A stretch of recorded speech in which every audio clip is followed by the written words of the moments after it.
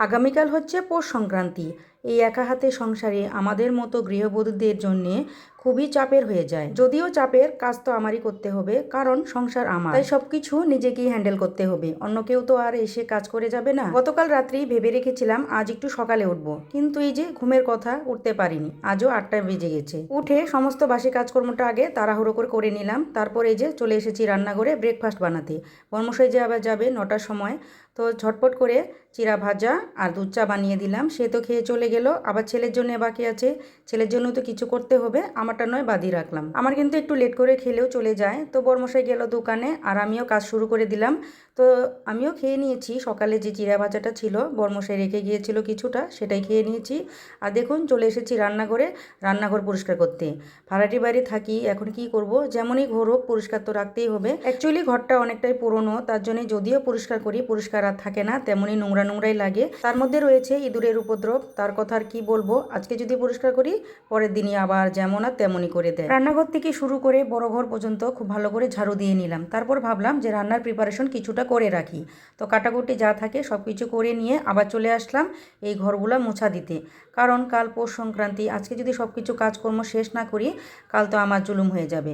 তার জন্য খুব ভালো করে ঘরগুলো মুছে নিচ্ছি।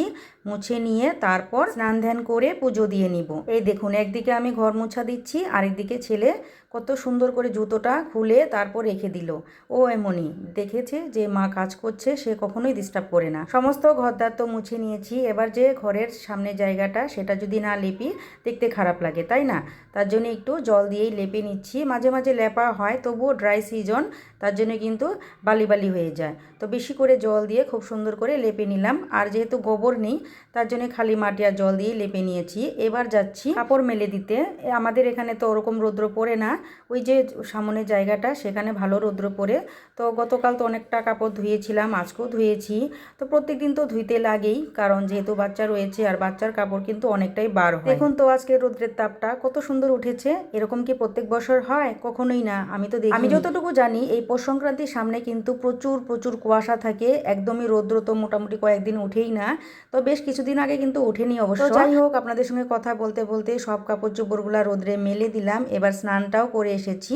এবার যাব পূজার ঘরে পূজা দিতে। অনেকটাই কিন্তু লেট হয়ে গেছে, এখন বাজে 1টা। তাড়াহুড়ো করে পুজো দিয়ে রান্নাঘরে চলে যাব রান্না করতে। দুপুরে রান্নাবান্না নিয়ে চলে আসলাম। তো আপনাদের কি রান্নাবান্না হলো কি এখনো হয়নি?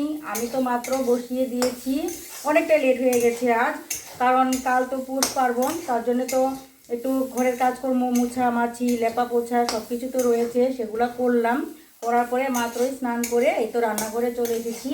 তো একদিকে ভাত তো হয়ে গেছে, আর একদিকে এই যে দেখুন, এই যে প্রেসার কুকারে ডাল বসিয়ে দিয়েছি আর করলা ভাজা করছি।